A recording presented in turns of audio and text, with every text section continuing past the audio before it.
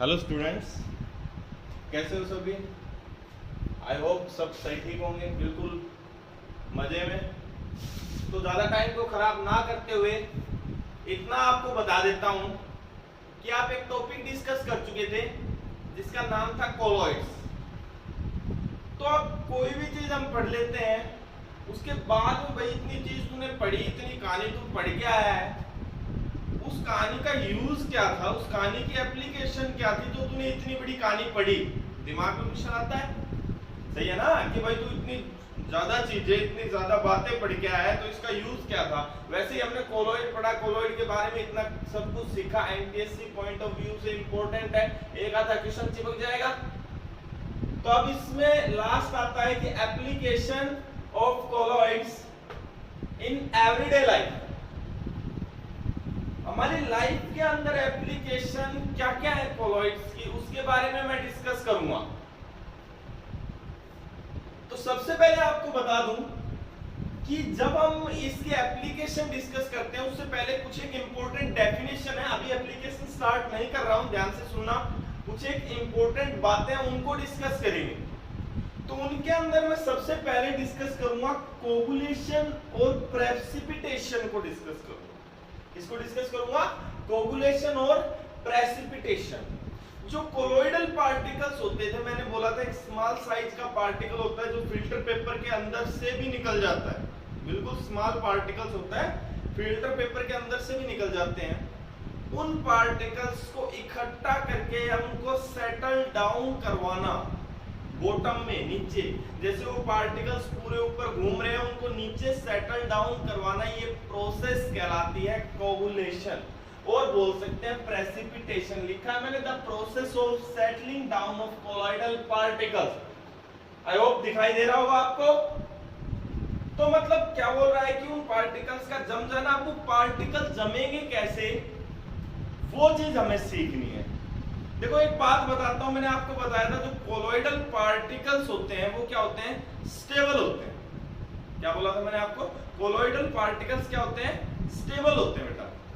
अब वो colloidal particles क्या है, बिल्कुल स्टेबल है और किसकी फॉर्म में रहते हैं, चार्ज की फॉर्म में रहते हैं। तो ये पार्टिकल जो चार्ज की फॉर्म में है, अब उनके अंदर सेम चार्ज रहता है और सेम चार्ज एक पार्टिकल दूसरे पार्टिकल को क्या करता है, रिपेल। मैंने बताया है कि सेम चार्ज हमेशा रिपेल करेगा और अपोजिट चार्ज क्या करता है, अट्रैक्ट करता है। इस बात का आपको पता भी है। तो जो कोलॉइडल पार्टिकल है उनके अंदर चार्ज होता है और कैसा चार्ज होता है, सेम चार्ज होता है। और सेम चार्ज क्या करेगा, रिपेल करेगा, एक पार्टिकल को दूसरे पार्टिकल से दूर फेंकेगा। अब मुझे उसका एग्रीगेट करना है, तो भाई मैं सेम पार्टिकल्स, मान लो कोई कोलॉइड दिया, मैंने मड पार्टिकल्स लिए, गारा के पार्टिकल्स लिए, उनके अंदर नेगेटिव चार्ज होता है। अब मैं उसमें नेगेटिव डाल दूं तो वो भी क्या करेगा, रिपेल करेगा। कोलॉइड मेरा अब भी स्टेबल रहेगा।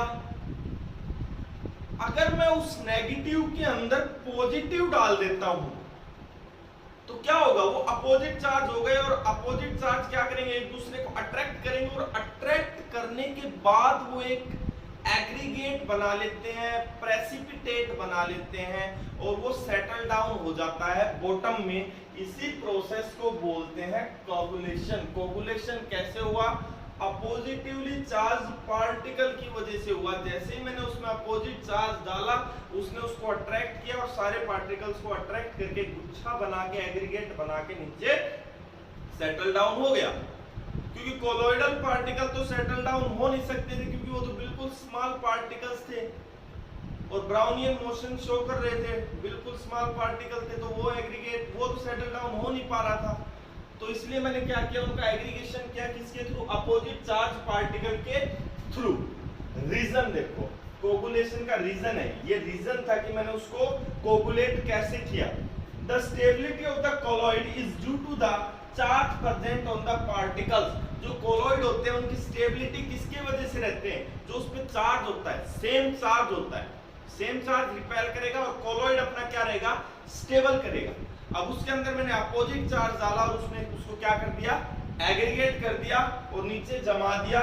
इसको क्या बोला मैंने, कोगुलेशन प्रोसेस। उसके बाद आता है एक हार्डी-क्लूज रूल।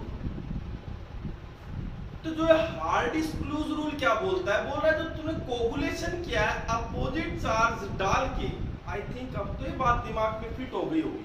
बोल रहा है तूने जो कोगुलेशन किया अपोजिट चार्ज डाल के, ये कोगुलेशन जैसे जैसे तू चार्ज बढ़ाएगा ना वैसे वैसे तेरा कोगुलेशन बढ़ेगा। समझ रहे हो मेरी बात को? बोल रहा है कि मान ले तूने इसके अंदर चार्ज डाला, किसी का तू कोगुलेशन कर रहा था, किसी नेगेटिव पार्टिकल का कोगुलेशन कर रहा था और उसमें तूने क्या डाल दिया, सोडियम डाल दिया। मान ले क्या डाल दिया, सोडियम पॉजिटिव। एक तो ये कोगुलेशन करवा रहा है, एक साइड से तूने डाल दिया Al3 पॉजिटिव। क्या डाल दिया, Al3 पॉजिटिव डाल दिया। एक Al3 पॉजिटिव कोगुलेशन करवा रहा है।